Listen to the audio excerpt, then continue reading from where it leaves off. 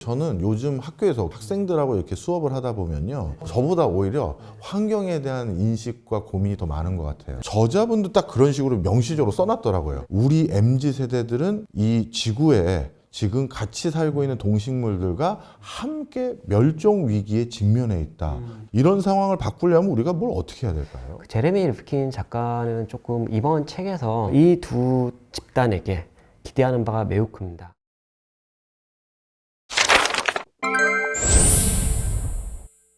이번에는요, 앞에서 우리가 물의 행성 그리고 수령 문명 이 단어들을 가지고 지금 어떤 상황이고 우리가 어떤 위기에 접하고 있는지 이걸 쭉 우리가 살펴봤다면 이제 좀 미래를 얘기해 볼까 합니다.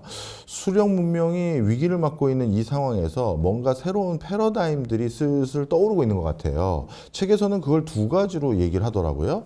신유목 시대와 임시사회. 이 두 단어도 저도 되게 재밌었어요. 한번 설명 좀 해주세요. 교수님께서 신유목시대랑 그리고 임시사회 두 개를 말씀해 주셨는데 아까 제가 초반에 말씀드린 것처럼 인류는 수렵채집에서 유목으로 왔었죠. 그리고 정주사회가 되는데 이제 도시를 중심으로 특히 그렇게 됐었는데 다시 앞으로는 새로운 유목민의 시대가 될 거라고 이야기를 하고 있습니다. 이 작가는요, 제레미 리프킨은 저희가 특히 위도가 이제 적도와 그리고 아열대, 온대 기후 중심으로 사람들이 많이 살고 있는데 이게 이제 점점 기후가 더워지면서 많은 사람들이 북반구를 중심으로 점점 북쪽으로 올라갈 거라고 얘기를 하고 있습니다. 더 나은 기후를 찾아서요. 그 예시로 미국에서는 이미 그런 일부의 그런 기류가 보이고 있다고 이야기를 하고 있고요.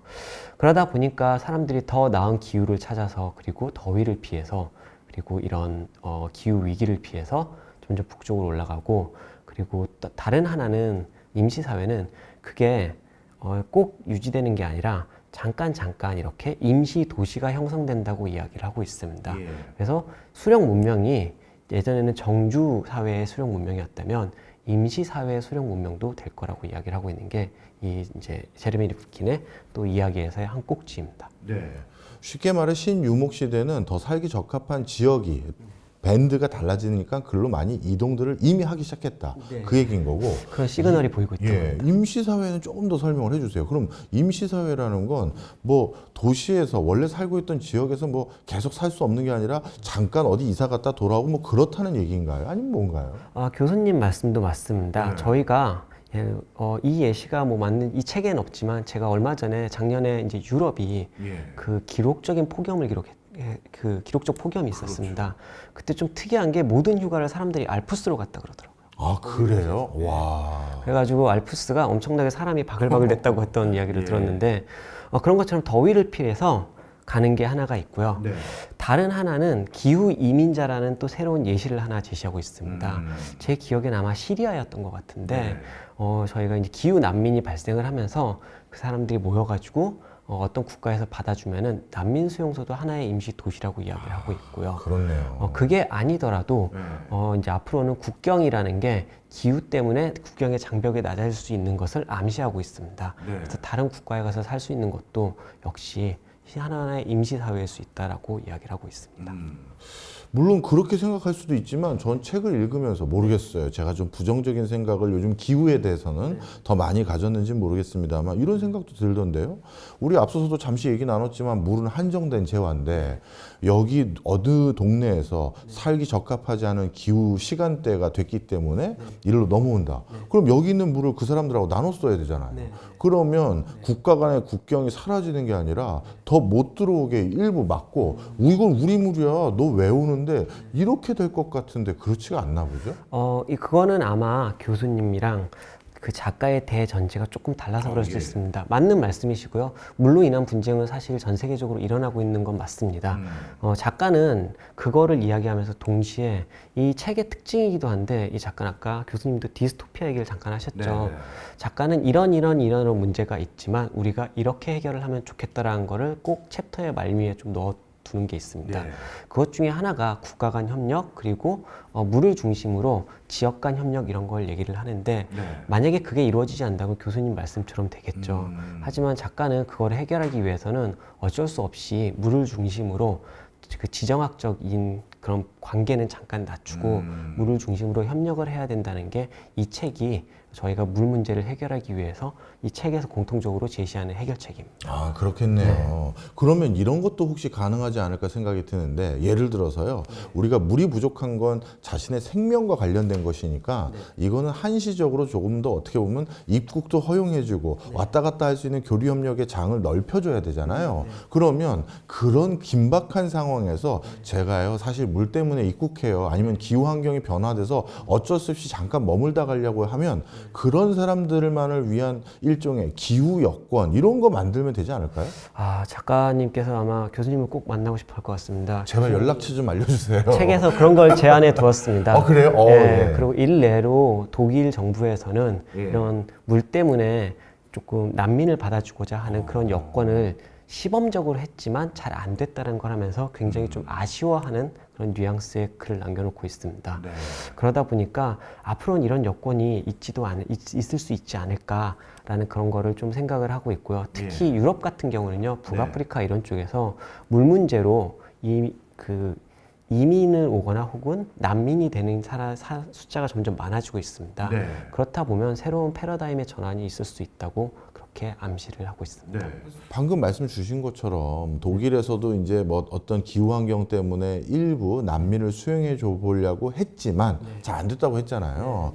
그러니까 저는 저자님은 그렇게 생각하지 않지만 저는 아직도 걱정이 많은 사람이에요. 이러다가 정말 디스토피아 되는 거 아니냐 생각이 들면서 저는 머릿속에서 불현듯 그 영화가 떠올랐어요. 아마 많은 분들도 보신 분들 계실 텐데 영화 매드맥스. 아, 저도 재밌게 봤습니다.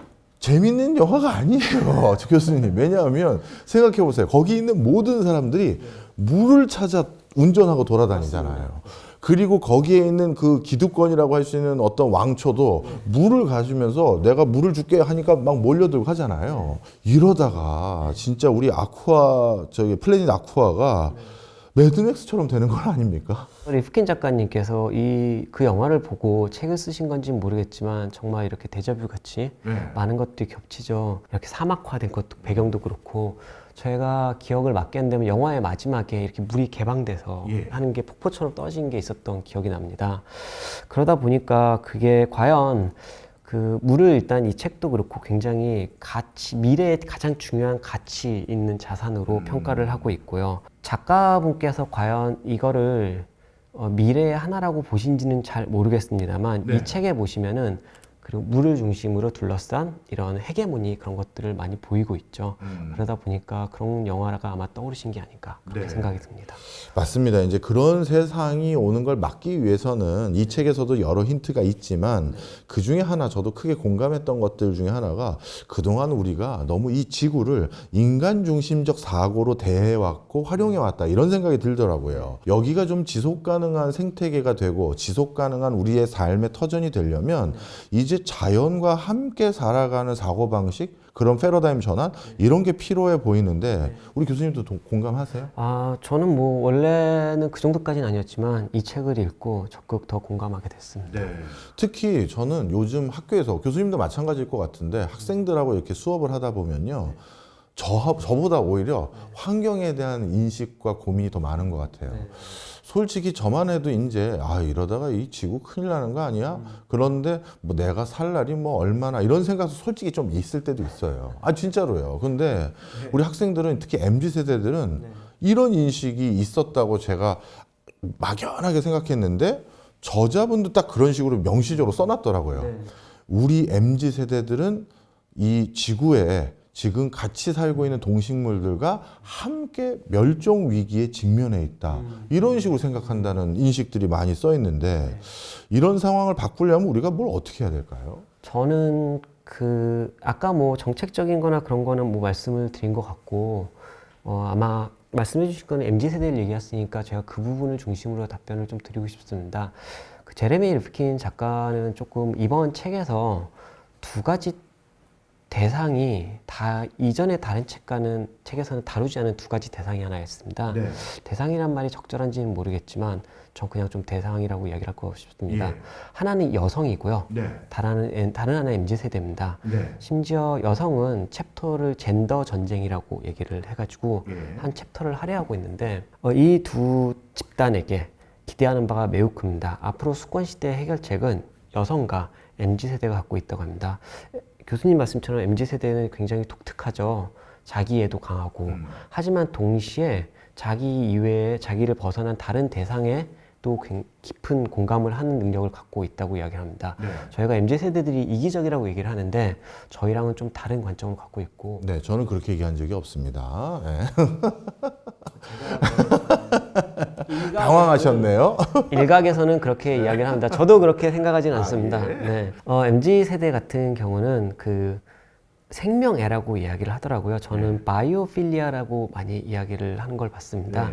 바이오필리아는 인간이 아닌 다른 종에게, 지구의 종에게 생명으로서의 가치를 가진 같은 동등한 존재로 인식하는 그런 사랑을 보내는 존재라고 할 수 있는데 바이오필리아가 있기 때문에 이들이 기후 문제를 해결할 수 있는 또 하나의 그러니까 주축이 될 수 있는 집단이라고 이야기를 하고 있고요.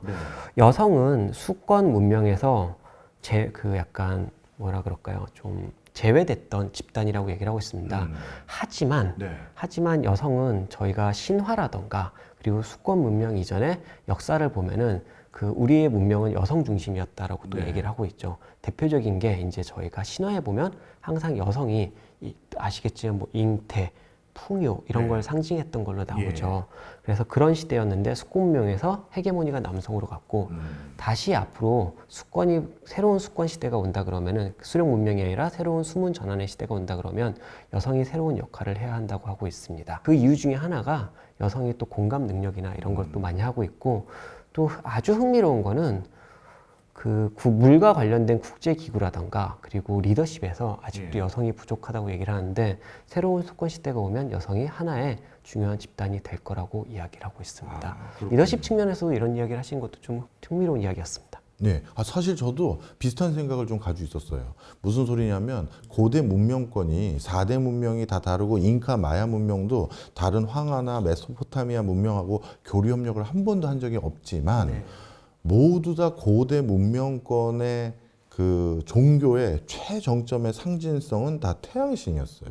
뭐 저쪽에서 라라고 불러서 그쪽에 태양신을 얘기하고 저 북유럽에서도 오딘을 비롯해서 또 우리나라도 단군 왕검 신화를 보면 하늘에서 내려오잖아요.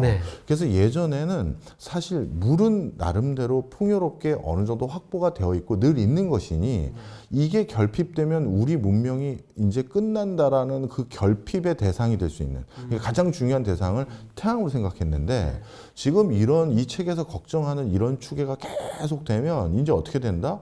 태양은 오히려 넘쳐나는 게 돼서 오히려 과하고 반대로 물이 결핍되니까 물이 없으면 안 된다 해서 물을 추앙하거나 물의 중요성을 인식하는 그런 문화적 생태, 거기서 리더십의 근원을 찾는 생태, 이게 늘어날 것 같았어요. 근데 이 책에서 마침 여성과 그런 걸 딱 지적한 걸 보고 야, 굉장하구나라는 생각을 많이 했었습니다. 작가님도 이 부분을 실제로 인터뷰에서 굉장히 많이 할애했었어요. 그렇죠. 특히 저는 생명애를 가진 MZ세대의 인식도 크게 공감했는데요. 이제 우리가 이런 표현은 안 맞는 것 같아요. 만물의 영장 인간. 이 인간이 제일 위에 있다라는 뜻인 거잖아요. 근데 이제 우리 모두 다른 여타 동식물들과 동급으로 생각하는 인식들이 필요한 게 아닌가 이런 생각을 가져봅니다. 맞습니다. 6번째 대멸종이 다가온다 그러는데 거기에서 인간만 살아남는다라고 결코 이야기하지는 않습니다. 그렇죠. 자, 이런 맥락에서요. 책 구절 하나 또 한번 살펴보려고 하는데요. 제가 또 챙겨왔습니다. 334페이지에 여기 있네요. 제가 한번 읽어보도록 하겠습니다. 물은 상업적 자원이 아닌 지구상의 생명의 원천으로 생각하기 시작하면 그 법적 지위를 완전히 제고해야 마땅하다. 이런 표현입니다. 기업에 법인격을 부여했듯이 자연에도 법적 인격, 이걸 부여하자는 그런 의미신 것 같아요. 네, 법적 인격을 부여하자고 이제 이야기를 하시는 게 있습니다. 책의 막바지에 그 이제 플래닛 아쿠아를 약간 이야기를 매듭 지으면서 이러면 어떨까라고 그렇게 이야기를 하고 있죠.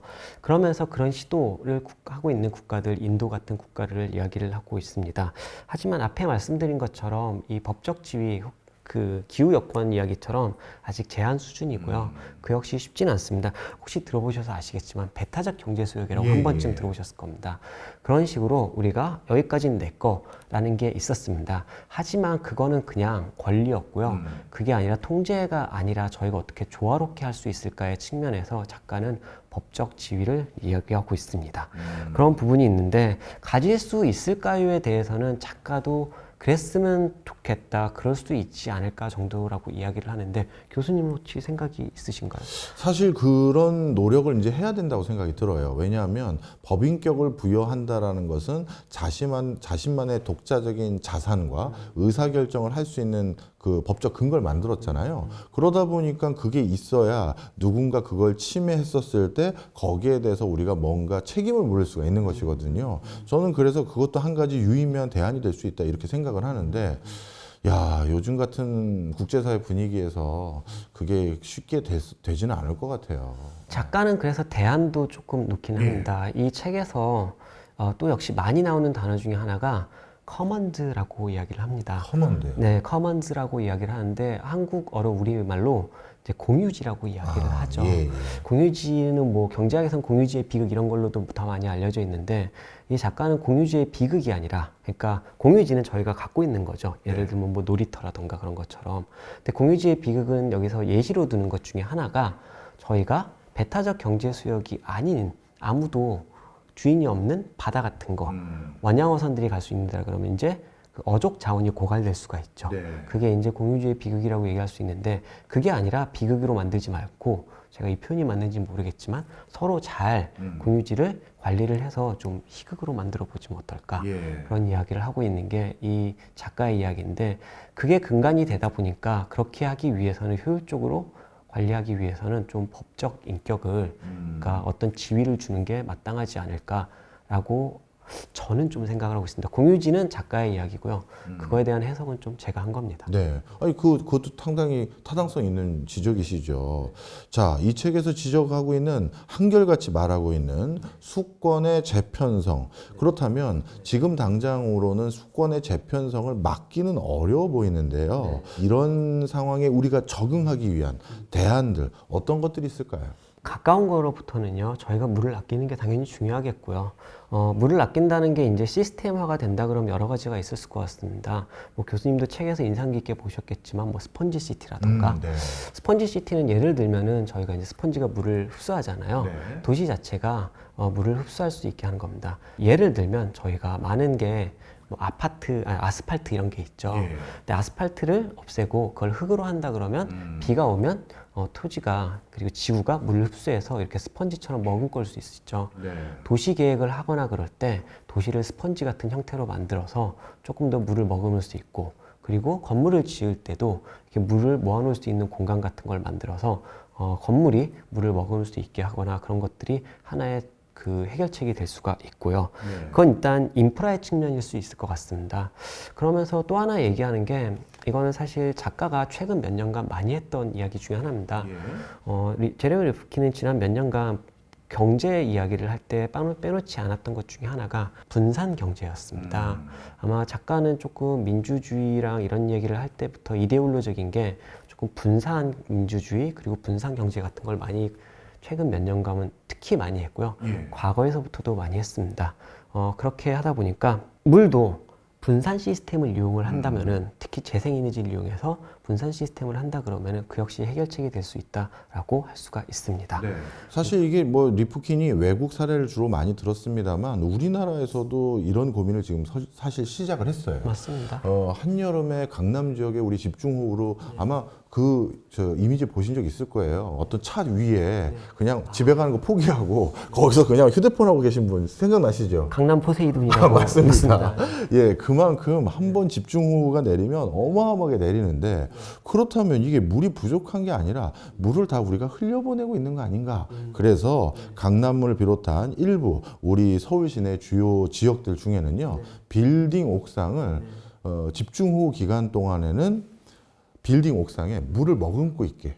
그러니까 거기 한 30cm 정도 물을 다 담을 수 있도록 앞으로 짓는 건물이나 이런 것들은 그렇게 바꿔보는 것들에 대해서도 지금 연구를 좀 하고 있고요. 그 다음에 그 아스팔트 말씀 주셨잖아요. 네, 네. 아스팔트도 지금은 그냥 그게 물이 흡수가 안 되니까 쫙 흘러나가잖아요. 결국 바닥까지. 근데 지금은 연구 개발을 아스팔트인데 물이 스며드는. 그래서 지하 어딘가에 수로를 통해서 저수 탱크까지 이어갈 수 있는 그런 것들도 지금 많이 연구를 해요. 그러니까 뭐 우리 리프킨 저자님이 지적하셨던 이 많은 것들이 우리나라에서도 실질적으로 많은 고민들을 같이 하고 있는 파트이긴 합니다. 자, 마지막으로 또 이런 궁금증이 있어요. 우리 그 교수님은 스타트업 육성이라든가 미래 산업 발굴하는 거 그런 일에 전문가시잖아요. 그렇다면 뭔가 부족하다는 건 돈이 된다는 거 아닙니까? 혹시 이 수권이 재평성되면서 물과 관련된 산업이라든가 또는 이런 기후와 관련된 산업들, 기업들 많이 요즘 우리가 주목해 볼 만한 것들이 있을까요? 그럼요. 많이 있습니다. 제가 전문가는 아니고 전문가분들로부터 많은 의견을 듣기는 합니다. 저는 이제 대기업이나 이런 데보다는 스타트업이니까 스타트업을 중심으로 말씀드린 게 더 맞을 것 같고요. 뭐 스타트업이라 그러면은 예를 들어서 예전에 이제 기상청이라 그러면 저희가 날씨를 알았죠. 그렇죠. 하지만 요새는 풍력 지도라고 들어보셨나요? 몰랐습니다. 풍향 지도 이런 것도 있고요. 가상 발전소라 그래서 저희가 전력이 어떻게 움직이고 있는가 이런 거를 마치 기상청처럼 보여주는 그런 스타트업도 있습니다. 그리고 뭐 우리나라 공공기관에서 나온 건데 우리나라는 굉장히 수자원을 잘 관리하는 나라임에도 불구하고 아직도 물에 누수 같은 게 있죠. 그런 거를 누수를 음성으로 들어서 AI를 통해서 이게 음성으로 누수가 되는 소리랑 누수가 안 되는 소리랑 차이점을 알 수가 있죠. 그런 걸 해가지고 알아보고 그거를 해결해주는 스타트업도 있고요. 뭐 스마트팜 이런 것도 대표적인, 물론 작가가 여기서 수직농장을 얘기하니까 그런 것도 있고, 스마트팜이 꼭 식물만 아니라 채소가 아니라 곤충 스마트팜도 있습니다. 네, 곤충으로 해서 그렇게 저희가 기후 전체에서 물 발자국을 줄일 수 있는 그런 산업, 그런 예시들도 있습니다. 스타트업은 보면은 이런 혁신적인 걸로 순환 체계에서 하나의 티핑 포인트를 만들어가는 그런 영역들을 많이 하고 시도를 하고 있습니다. 그렇네요. 어찌 보면 이런 변화 속에서 사회적으로 필요한 니즈를 딱 찾아서 그걸 상품이나 서비스로 만들려는 움직임이 뭐 곤충부터 뭐 수자원 관리부터 정말 다양한 방법으로 전개되고 있었군요. 알겠습니다. 마지막으로 이 책의 한 문장을 꼽는다면 어떤 문장 꼽으세요? 저랑 한번 또 보시죠. 네. 제가 221페이지를 하나 가져왔습니다. 네. 오른쪽에 가장 밑에 또 문장입니다. 한번 교수님 읽어주시겠습니까? 아까 제가 읽었으니까. 빠르게 온난화하는 기후와 재야생화되는 숨은 순환은 이제 뉴노멀이다. 이야. 교수님께서도 잘 아시는 단어가 나왔죠? 뉴노멀. 그러니까요. 네, 뉴노멀이라는 아주 핫한 키워드가 나왔고, 여기서 재야생화라는 게 있습니다. 리프킨이 이 책에서 제일 많이 쓴 단어가 재야생화입니다. 저희가 물을 자연의 이치에 맞게 잘 흘려보내고 관리랑 통치의 대상이 아니라 저희가 같이 조화롭게 하는 대상으로 하면서 그걸 함축적으로 나타내는 단어가 재야생화입니다. 저희가 야생이란 말이 나쁜 거는 꼭 아니거든요. 그래서 물을 야생화시키자 그래서 재야생화라고 하는데 뉴노멀과 재야생화가 둘 다 들어가는 문장이어서 제가 한번 꼽아봤습니다. 그렇네요. 이제 재야생화가 새로운 표준 이게 된다라는 말, 이것도 우리에게 참 많은 울림이 있는 단어인 것 같습니다. 알겠습니다. 오늘 정말 좋은 말씀 해주셨어요. 저도 우리 교수님 한번 또 뵈면 뭐 어떤 깊이감 있는 얘기 나눌까 했는데 이 또 책이 좋은 모티브가 돼서 우리 사회를 이해하는 하나의 커다란 어떤 프레임이 오늘 같이 또 논의해 볼 수 있는 화두가 된 게 아닌가 이런 생각 가져봅니다. 오늘 좋은 말씀 감사하고요. 소감 한 말씀 부탁드립니다. 소감은 일단 초대해 주셔서 너무 감사하고요. 너무 감사하고 또 제가 언제 교수님께 이렇게 문장을 읽혀보게 하겠습니다. 재밌었어요. 네. 소감보다는 그냥 저는 제레미 리프킨과 인터뷰를 했으니까 제가 2시간 정도 인터뷰를 했거든요. 굉장히 길게 했죠. 근데 말미에 저하고 좀 개인적인 사담을 한 30분 정도 했습니다. 그러면서 느꼈던 바를, 그리고 작가가 저한테 전하고 싶었던 바를 여기서 전해드리는 게 맞을 것 같습니다. 제레미 리프킨 작가는 이 책에는 잘 쓰진 않았지만 여러분과 그 MZ세대와 특히 이번 알파 세대에 대한 기대감이 엄청나게 큽니다. 네. 이 문제를 해결할 수 있는 해결의 그 열쇠는 그 세대들이 쥐고 있다고 이야기를 하면서 너와 그 세대들이 이 문제를 꼭 해결해 주길 바란다는 얘기를 인터뷰 내내 그리고 마지막에도 굉장히 그 강조했습니다. 예. 그래서 제 소감은 이걸 보시는 분들이 이 플래닛 아쿠아를 읽고 이 새로운 수권순환에 대해서 함께 해주셨으면 좋겠습니다. 네, 알겠습니다. 세상 모든 지식을 맛보는 그날까지 저희 잡식인 박정호가 함께 하겠습니다. 다음 시간에 만나요.